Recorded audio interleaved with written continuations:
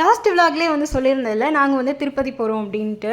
மேலே திருமலா கோயிலுக்கு தான் வந்து போகலாம் அப்படின்னு வந்து போயிட்டுருக்கோம். அதுவும் பைக்லேயே போயிட்டுருக்கோம். நிறையா பேர் பஸ்ஸில் அந்த ஜீப்லலாம் வந்து போவீங்க, சில பேர் காரில் கூட போவீங்க. ஆனால் பைக்கில் போகிற எக்ஸ்பீரியன்ஸ் ரொம்பவே நல்லாயிருக்கும்.